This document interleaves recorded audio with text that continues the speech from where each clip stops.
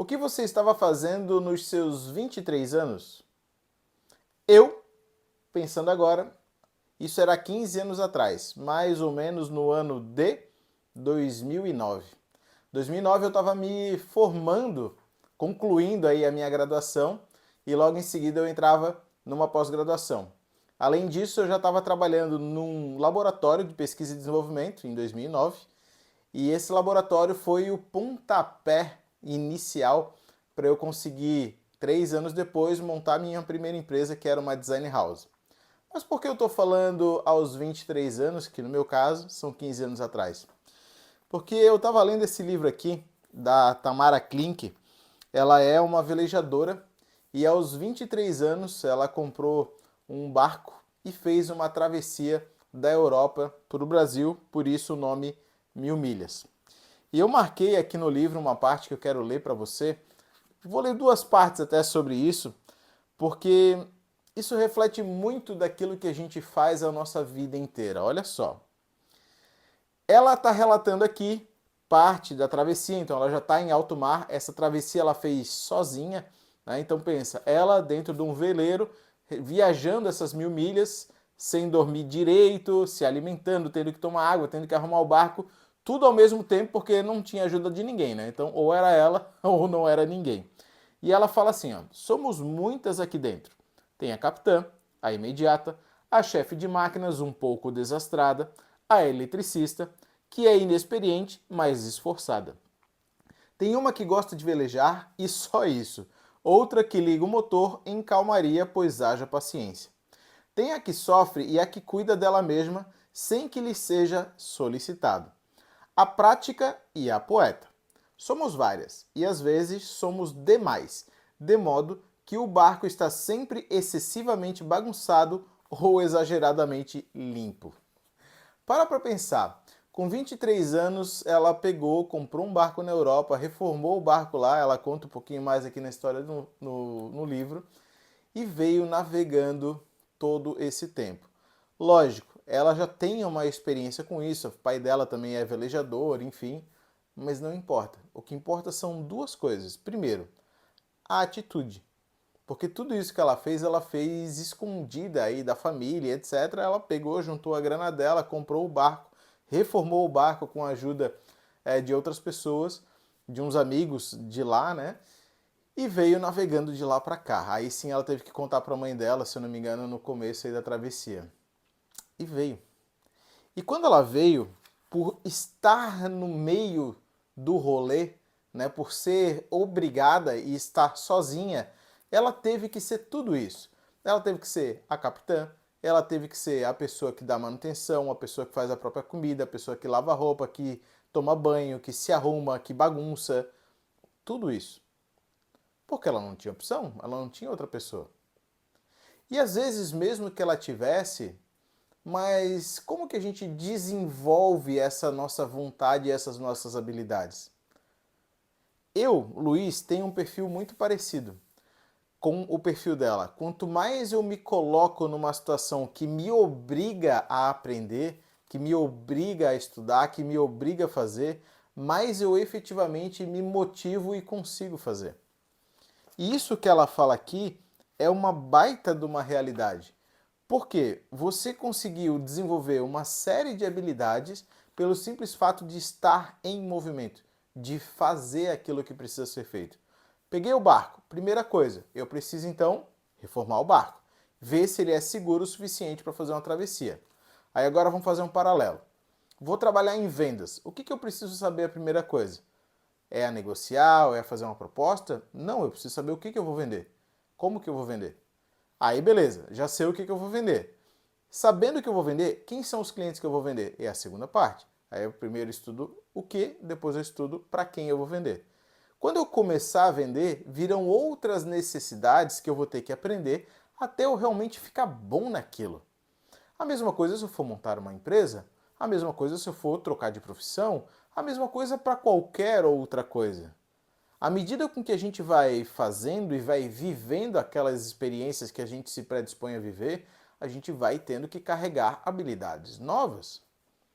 E aí, quando você olha, às vezes, para uma mãe, para uma tia, para um tio, para um parente que está 10, 15, 20, 30 anos fazendo a mesma coisa, dificilmente a pessoa vai ter essas experiências sendo acrescidas, ou uma experiência nova sendo acrescida na capacidade dela, na vida dela.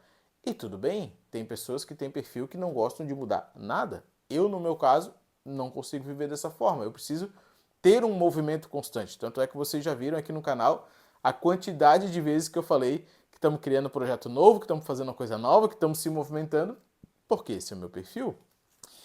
E na continuidade do livro, aí acontece o seguinte, pensa, ela está fazendo toda essa travessia, eu não lembro quantos dias foram, mas o barco, no momento que ele está andando, é um barco à vela, está se movimentando com o vento, esse barco se movimenta 24 horas e ela está sozinha.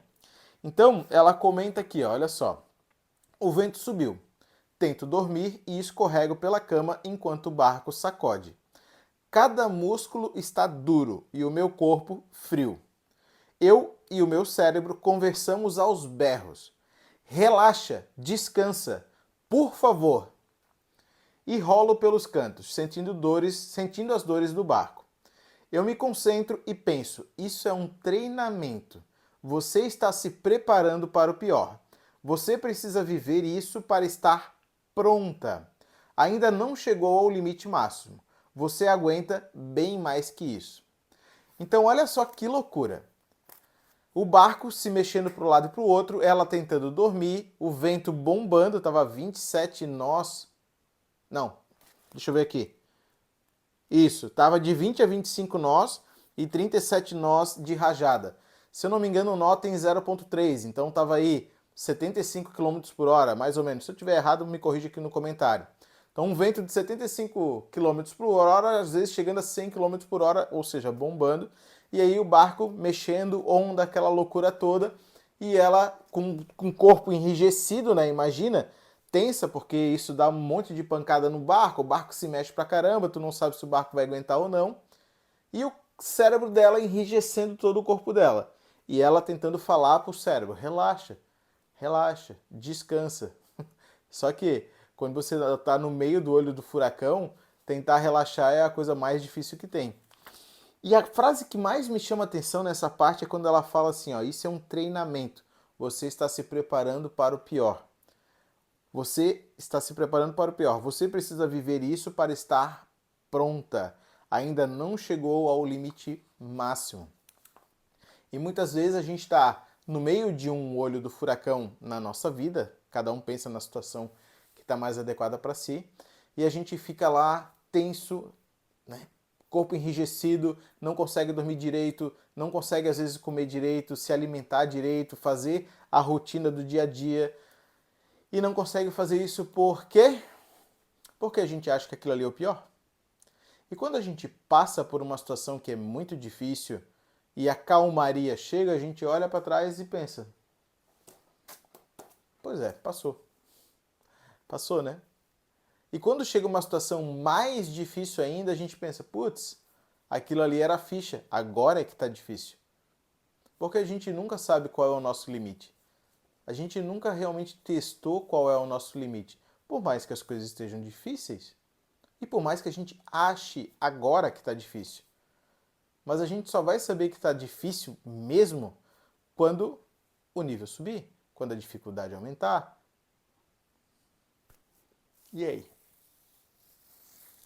É nesse tipo de coisa e esse tipo de livro, ele mexe muito com a minha cabeça, porque eu fico pensando, 23 anos fazendo todo esse rolê sozinha, viajando em alto mar, e às vezes a gente aqui em terra, com toda a estrutura, com trabalho, com família, com um monte de coisa, não consegue fazer as coisas. Eu não me conformo com esse tipo de coisa. Eu não me conformo. Eu ouço, eu leio esse tipo de livro e eu fico admirado com a capacidade que a gente tem e a gente desperdiça, que eu tenho e eu desperdiço.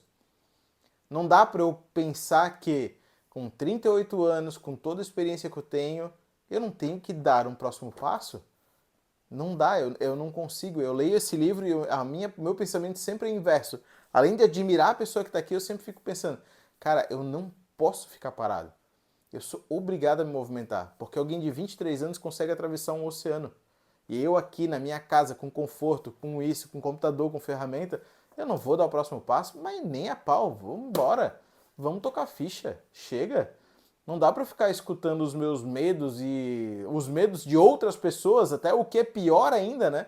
Porque muitas vezes a gente até tá afim de fazer, tá motivado, aí vai trocar uma ideia com alguém próximo que a gente confia, puta, mas tu vai se meter nisso, tu tens um emprego bom, tu tens isso, tu tens aquilo, vai deixar de ter todo esse conforto para ficar aí passando perrengue? E a gente não vai. Só que o perrengue, ele ensina muito. O perrengue ensina muito, muito, muito mais até do que o não perrengue, do que o conforto. Porque no perrengue a gente se obriga a vencer, a gente se obriga, a gente não tem opção. A gente é obrigado a fazer. Não tem, como diz na minha terra, não tem arrego. Não tem. É pegar e fazer e pronto. Então, porra, vai, cara. Ó, tá aqui, ó. 23 anos navegando um oceano, cruzando um oceano. E você? E eu? Cada um tá atrás do seu corre, né? Então, que você possa pensar nisso, que possa analisar que, por mais que a gente fique brigando com o nosso cérebro, é muito importante que a gente vença dele. E que a gente vença a rigidez e que a gente saiba que todo o caminho e toda a história que a gente está construindo pode piorar. Mas se pode piorar, eu vou estar preparado para o pior e eu vou fazer o meu melhor. Gostou desse vídeo? Clique em curtir aqui embaixo, se inscreve no canal, vídeo novo toda segunda e toda quinta. Um beijo e até o próximo vídeo.